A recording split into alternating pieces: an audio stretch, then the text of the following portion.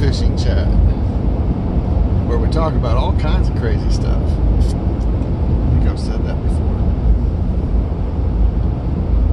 So, lots of different things I'd like to talk about, and I'll just say I want to talk about a pet peeve. Something came up this weekend, and you'll probably see it in a video down the road at some point. But we had to change out our propane.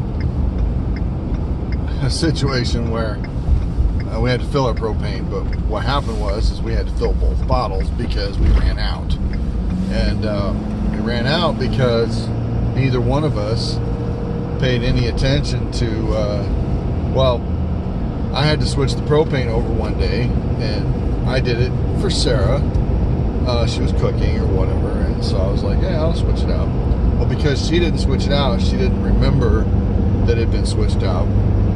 So when she switched over to the other tank the next time, she didn't realize that it was the other one. She didn't realize that they were both,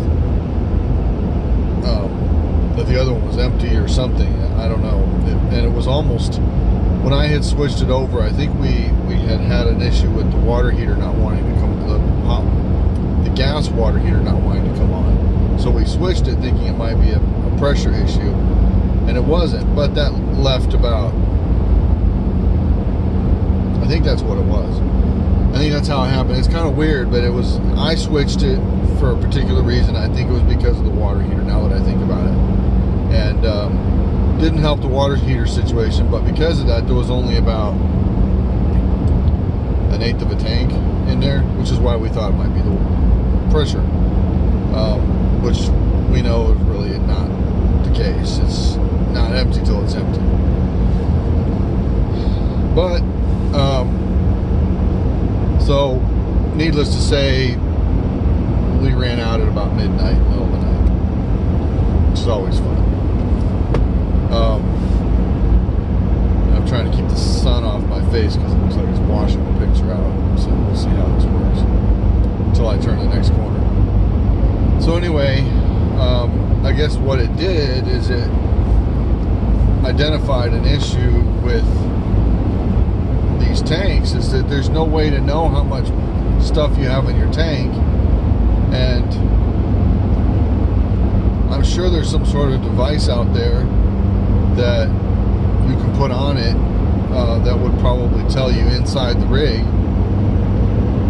I'm sure these fancy motorhomes have that, but when I went searching for it, I couldn't find anything, at least not readily on Amazon. It wasn't on the first few pages. It was, manual, regular analog gauges that you put on your tank, and it was for barbecuers mostly. Mainly because if you tried to put those, I looked at ours, and if I tried to put those on, it would push out the place where the hoses connect.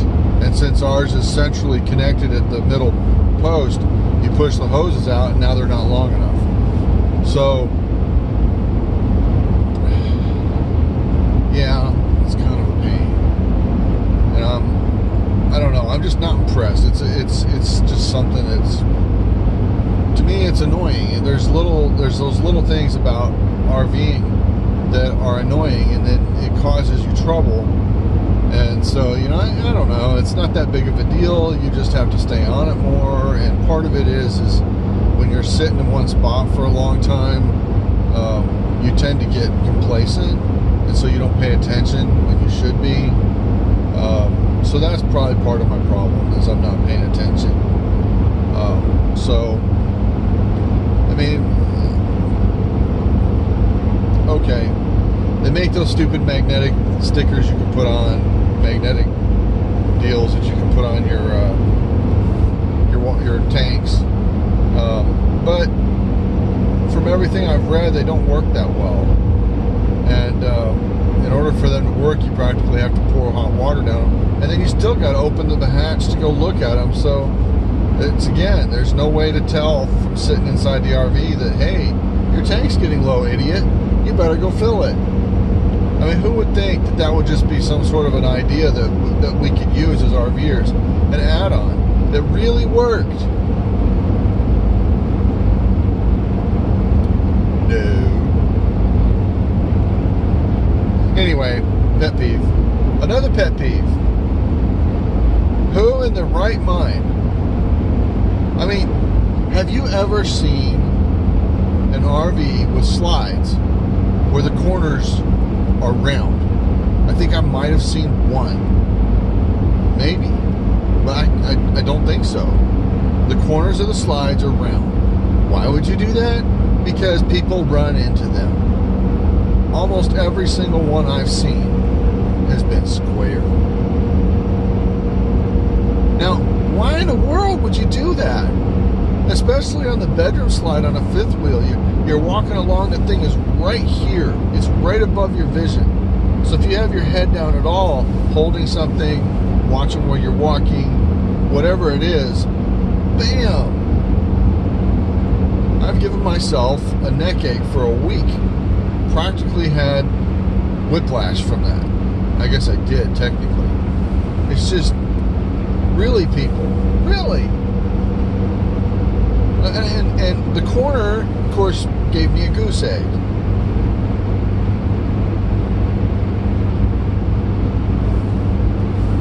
Going to be a whole bunch of RVers in their old age who have neck problems because RV manufacturers wouldn't get their heads screwed on straight and take care of these issues up front.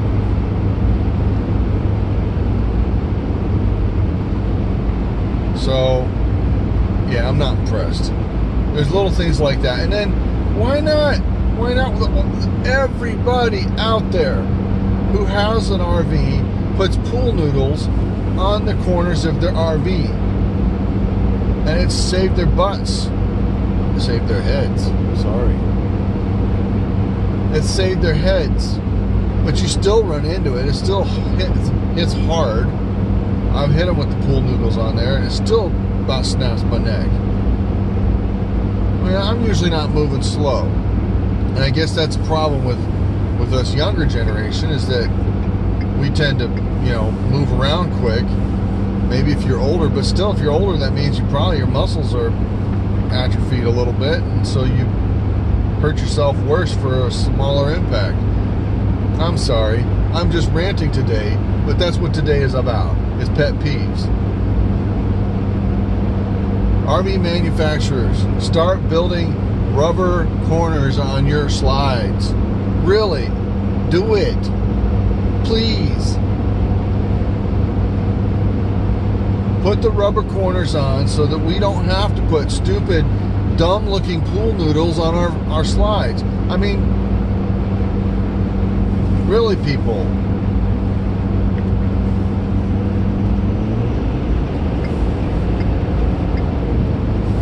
It gets old. So, anyway, I'm not going to have as long of a video today, but I just, those are a couple of things that I find irritating. There's a whole slew of things in an RV that for fifth wheels, that they have in motorhomes, but they don't put them in fifth wheels.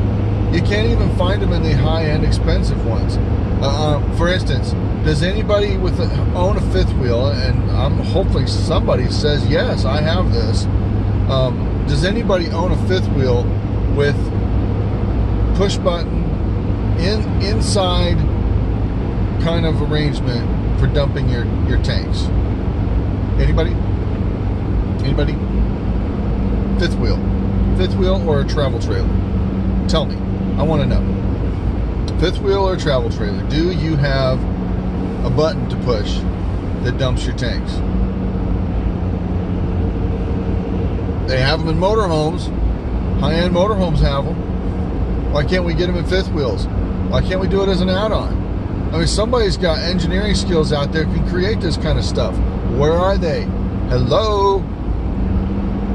And there's a whole slew of other things. I mean, you just start going on and on and on. I mean, it's only recently that people figured out how to make, decent stabilizers. They put hydraulics on travel trailers now.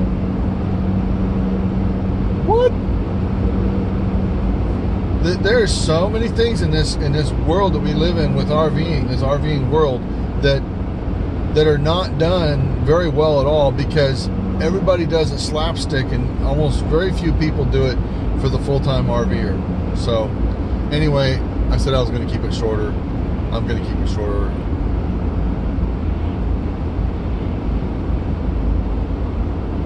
Please, in the comments, put anything that you find that you would like to see added to your RV that would automate or help the RV industry. Maybe we can harass these RV manufacturers into doing some useful things for a change. I mean, they add features every year, but come on, there's a certain number of things that should have been created 15 years ago.